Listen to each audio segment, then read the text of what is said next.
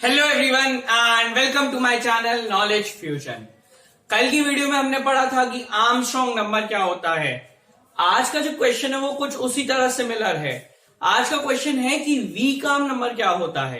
पहले आप क्वेश्चन लिख लीजिए जो 10th बोर्ड्स और 8th और 9th के एग्जाम्स में आता है। Write a program to input a number, check and print whether the given number is a VCOM number or not। VCOM number को हम डेसिडियम नंबर भी बोलते हैं। तो अगर VCOM नंबर आए या डेसिडियम नंबर आए एक ही बात होती है।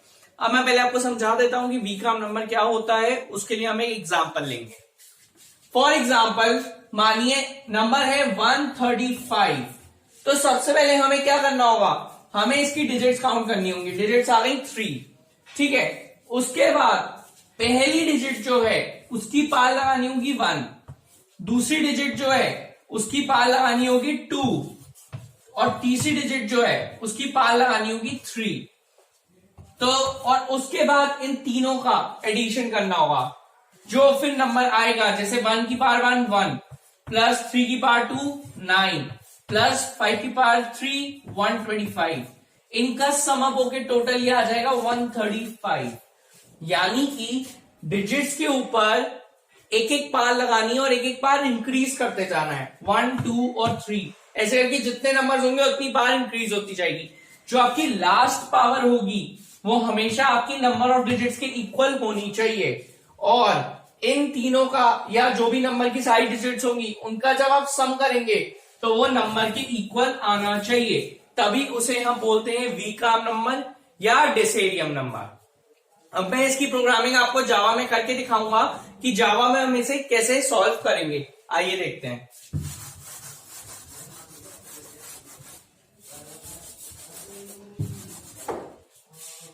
ठीक है, अब सबसे पहले यहां पे मैंने कुछ एग्जांपल्स लिए हैं। 0 से लेके 9 तक सारे नंबर्स वीकॉम नंबर होंगे। सब में एक एक सिंगल डिजिट होगी, तो सबकी पावर क्या आएगी, 1 आएगी। जैसे 7 की पावर 1 7, 9 की पावर 1 9। तो सम तो कुछ होगा नहीं, सिंगल डिजिट है, तो नंबर और जो सम वो होंगे दोनों इक्वल होंगे। इसलिए 0 से लेकर 9 तक सारे नंबर्स वीकॉम नंबर्स या डेसिडियम नंबर कहलाए जाएंगे। ठीक है, 2 डिजिट में मैंने एक एग्जांपल लिया है 89 और 3 डिजिट में मैंने एक एग्जांपल लिया है 135, जिसकी वर्किंग मैं आपको करके दिखाऊंगा।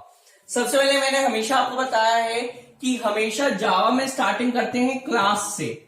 उसके बाद क्लास को एक पर्टिकुलर नाम देते हैं जो हमारे प्रोग्राम को पूरा डिफाइन करता है। मैं वीकॉम नंबर सॉल्व कर रहा हूं तो मैंने क्लास को नाम दिया वीकॉम। आप इसको डेसिडियम नंबर भी नाम दे सकते हैं। उसके बाद यहाँ पे कर्ली ब्रेस लगाएंगे। उसके बाद आप मेन फंक्शन लिखेंगे। मेन फंक्शन आपको पूरे प्रोग्राम की आपकी प्रोसेसिंग में आपको हेल्प करता है। उसके बाद आपने क्वेश्चन में दिया हुआ था write a program to input a number. अब write a program to input a number क्या था कि आपको वॉइड मेन में एक नंबर इनपुट लेना है जो वैल्यू यूजर इनपुट करेगा। तो यूजर के लिए मैंने एक वेरिएबल ले लिया n, कौन सी डेटा टाइप का, इंटीजर डेटा टाइप का। उसके बाद मैंने लगा दिया कर्ली ब्रेस। तो यहां तक हमारा स्टेप 1 जो है वो कंप्लीट हो गया, that is the syntax part. हमारा जो सेकंड पार्ट है वो क्या होता है, हमें वो वेरिएबल्स लेने होते हैं जो हमारी प्रोग्राम को सॉल्व करने में हमारी हेल्प करें। मैंने यहाँ पे 5 वेरिएबल्स लिए हैं, r s num n1 c equals to 0। ठीक है, मैं क्या करके आपको इनके फंक्शन समझा देता हूं। r मैंने लिया है एक एक डिजिट को एक्सट्रैक्ट करने के लिए। एक एक डिजिट को एक्सट्रैक्ट करूंगा, फिर उसकी पावर लगा के उसको सम में ऐड करूंगा। ठीक है, s लिया है वो जो सम होगा उसको स्टोर कराने के लिए। तो इनिशियल वैल्यू उसकी क्या है, 0। तो मैं यहां लिख देता हूं। इसके बाद num इक्वल्स टू n। नम किस चीज का डुप्लीकेट लिया है मैंने, जो यूजर n वैल्यू इनपुट करेगा उसका एक डुप्लीकेट लिया है। n1 equals to n। n1 क्या है, वही जो वैल्यू यूजर इनपुट करेगा उसका एक और डुप्लीकेट लिया है मैंने, यानी मैंने 2 डुप्लीकेट्स लिए हैं। और लास्ट में लिया है c equals to 0। c equals to 0 इसलिए लिया है ताकि डिजिट्स को मैं काउंट करा सकूं। डिजिट्स को काउंट कराने के लिए हम एक काउंटर का यूज कर रहे हैं जो कि है c इक्वल्स टू 0। तो यहां पे मैं c की इनिशियल वैल्यू कितनी कर दूंगा, 0। अब फॉर एग्जाम्पल मान लेते हैं यूजर ने वैल्यू इनपुट की 135। अब यहां पे हमारा सेकंड स्टेप कंप्लीट हो गया, हमने वो वेरिएबल्स ले लिए। थर्ड स्टेप में हमें अब इसकी सॉल्विंग करनी होती है। तो देखिए मैंने इसको दो वाइल लूप से किया है, एक वाइल लूप ये रहा और एक ये रहा। ये क्या करेगा, नंबर ऑफ डिजिट्स काउंट करेगा कि नंबर ऑफ डिजिट्स कितनी है, और ये क्या करेगा, ये आपकी जो सम आना चाहिए उसकी प्रोसेसिंग करेगा। अब कैसे करेगा वो देखते हैं। देखिए सबसे पहले n में हमारा 135 है, तो मैंने यहां लिख लिया n में 135। उसके बाद n1 और num की वैल्यू भी n के इक्वल है, तो मैंने n1 में भी 135 लिख लिया और num में भी 135 लिख लिया। ठीक है, अब सबसे पहले 135 n आपका क्या है 135 is not equal to 0, condition बिल्कुल ट्रू है। नेक्स्ट स्टेप पे आएंगे, n is equal to n divided by 10। जब आप 135 को 10 से डिवाइड करेंगे तो 13 टाइम्स आपका जाएगा 130। तो यानी आपकी जो n की वैल्यू है वो क्या होती है, क्वेश्चन होती है। आपको क्वेश्चन कितना है 30, तो 135 काट के आप 13 लिख देंगे। और यहाँ पे नेक्स्ट स्टेप में आपका प्लस प्लस सी चल जाएगा, यानी सी की वैल्यू 1 से बढ़ जाएगी। यहाँ पे प्लस प्लस का मतलब होता है 1 से वैल्यू बढ़ जाना, तो ये 0 की जगह 1 हो जाएगा। ठीक है, उसके बाद आप वापस यहां से ऊपर जाएंगे और चेक करेंगे क्या 13 इज नॉट इक्वल टू 0 है। हाँ, कंडीशन अभी भी ट्रू है, तो अंदर आएंगे। अब n is equals to n divided by 10। आपकी n की वैल्यू क्या है 13 को जब आप 10 से डिवाइड करेंगे तो आपका 1 टाइम्स जाएगा, 1 टाइम्स क्वेश्चन आएगा, तो आपकी n की वैल्यू 13 करके क्या हो जाएगी 1 हो जाएगी। उसके बाद आप नीचे आएंगे प्लस प्लस सी की वैल्यू अगेन 1 से इंक्रीज हो जाएगी, 1 थी तो इस बार 2 हो जाएगी। इसके बाद आप वापस यहां से ऊपर जाएंगे, फिर से चेक करेंगे क्या 1 is not equal to 0, condition अभी भी आपकी ट्रू है। वापस लूप के अंदर आएंगे, n is equals to n divided by 10। जब आप 1 को 10 से डिवाइड करेंगे तो 1 डिवाइड नहीं हो सकता 10 से। मैंने आपको बताया जब कोई चीज डिवाइड नहीं हो सकती तो उसका कोई क्वेश्चन नहीं आएगा, कोई क्वेश्चन नहीं आएगा तो आपका क्वेश्चन हो जाएगा 0। तो आपकी n की वैल्यू 1 कट के अब क्या हो जाएगी 0। ठीक है, इसके बाद अब आप वापस से नीचे आएंगे, प्लस प्लस सी चलाएंगे, तो c की वैल्यू 2 कट के इस बार क्या हो जाएगी 3 हो जाएगी। यहां से आप वापस ऊपर जाएंगे, आपकी n की वैल्यू कितनी है 0 is not equal to 0, condition आप चेक करेंगे। इस बार कंडीशन हो गई फॉल्स, ये आपकी कंडीशन फॉल्स हो गई। यहां से आप बाहर आ जाएंगे इधर, हम नेक्स्ट वाइल लूप पे। ठीक है, अब देखिए हमारी n की वैल्यू क्या हो गई है 0। अब अगर हमें आगे वर्किंग करनी है तो हमें ओरिजिनल नंबर की जरूरत होगी। तो अच्छा हुआ हमने 2 डुप्लीकेट लिए थे, हमारा नंबर तो वही है ना, बस डुप्लीकेट ही तो है, तो उससे कोई फर्क नहीं पड़ेगा। अब हम डुप्लीकेट की हेल्प से इसको सॉल्व करेंगे। ठीक है, मैं यहां से ये 0 हटा देता हूं, ये यहां लिख देते हैं। ठीक है, अब 135 is not equal to 0, condition true है। लूप के अंदर आएगा r is equals to n1 modulus 10, यानी 135 मॉडुलस 10। जब मैंने आपको बताया मॉडुलस के केस में हमेशा जो रिमाइंडर होता है वो आउटपुट आता है। जब आप 135 मॉडुलस 10 करोगे तो आपका रिमाइंडर 5 आएगा, क्योंकि 13 टाइम्स 130 चला जाएगा तो आपका रिमाइंडर 5 बचेगा। तो r की वैल्यू आपकी कितनी आ गई 5। अब इसके बाद नीचे आएंगे, s is equals to s plus math dot pow r comma c minus minus. इसका मतलब क्या है, आपको s में ये चीज प्लस करनी है। आपकी s की वैल्यू क्या है 0, यानी 0 में आपको प्लस करना है ये पूरा।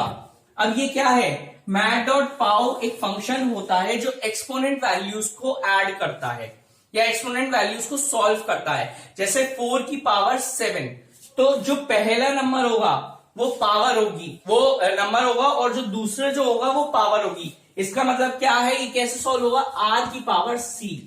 ठीक है, ये मैंने यहां लिख दिया है, r की पावर c होता है इसका मतलब। तो अब आपकी r की वैल्यू क्या है, आपकी r की वैल्यू है 5, c की वैल्यू क्या है 3, तो यानी ये क्या आउटपुट देगा 5 की पावर 3।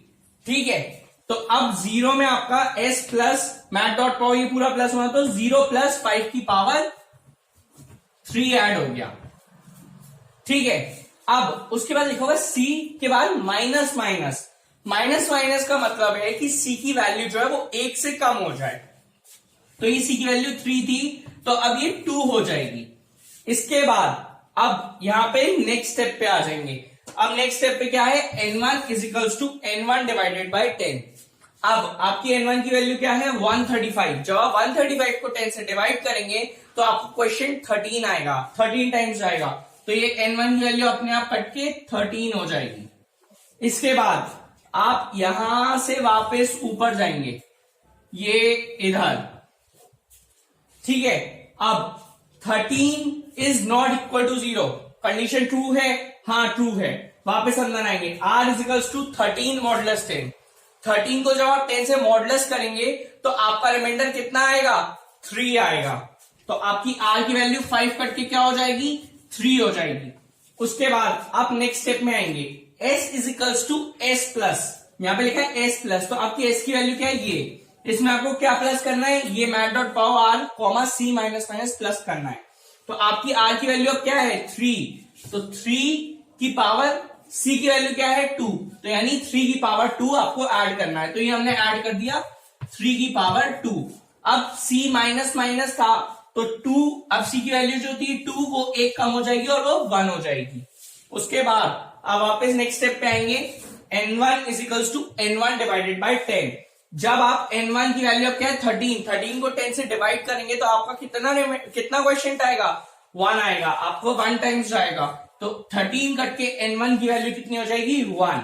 यहां से वापस ऊपर जाएंगे, फिर से चेक करेंगे क्या 1 इज नॉट इक्वल टू 0 है, कंडीशन अभी भी ट्रू है। वापस अंदर आएंगे, r is equals to n1 modulus 10, r is equals to 1 modulus 10। 1 modulus 10 में अब जब मैंने आपको बताया सिंगल डिजिट है, जब वो मॉडुलस हो नहीं सकती, कोई रिमाइंडर आ नहीं सकता, तो वो जो डिजिट होती है हम उसको ही ऐसा रिमाइंडर मान लेते हैं।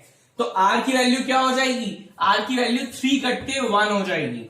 उसके बाद आप वापस नीचे आएंगे, s is equals to s plus, ये जो आपका s है इसमें आपको क्या प्लस करना है, मैट डॉट पाव r comma c minus minus, r की वैल्यू क्या है आपकी 1, c की वैल्यू क्या है 1, यानी 1 की पावर 1 आपको ऐड करना है। तो ये मैंने ऐड कर दिया 1 की पावर 1, ठीक है। उसके बाद आपका क्या दिया हुआ है c माइनस माइनस दिया हुआ है, यानी c की वैल्यू जो भी थी वो अब 1 कम हो जाएगी, यानी 1 से क्या हो जाएगी 0 हो जाएगी। उसके बाद अब आप वापस ऊपर जाएंगे और चेक करेंगे क्या 0 इज नॉट इक्वल टू 0, यहां पे आपकी कंडीशन हो गई फॉल्स, तो ये फॉल्स हो गई, तो आप ये लूप से बाहर आ जाएंगे। अब यहां पे देखिए हमारी n1 की वैल्यू भी हो गई है 0, तो इसलिए मैंने एक और डुप्लीकेट लिया था जो हमारे सम को चेक कराएगा कि वो नंबर के इक्वल है या नहीं है। अब हम इसको सॉल्व कर लेते हैं पहले s की वैल्यू को, ये मैं r की पावर c में डाल दे रहा हूं, ये आपको समझ में आ गया होगा, ठीक है। अब s की वैल्यू को कैसे सॉल्व करेंगे, 5 की पावर 3 होता है 125 प्लस 9 की पावर 2 होता है, वो 3 की पावर 2 होता है 9 और 1 की पावर 1 होता है 1। तो जब आप इसका टोटल सम अप करेंगे तो ये पूरा बन जाएगा 135।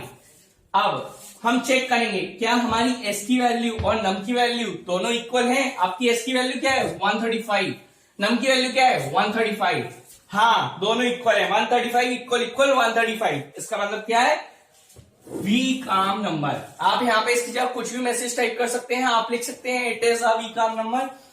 अगर अब ये तो मैंने आपको दिखा दिया कि वीक आर्म नंबर होता है, अब एक केस वो भी लेंगे जब मैं आपको दिखाऊंगा वीक आर्म नंबर क्या नहीं होता, आपको डिफरेंस तो मालूम पड़ना चाहिए ना। तो यहां से मैं ये सब रब कर देता हूं, ठीक है। एक एग्जांपल और ले लेते हैं,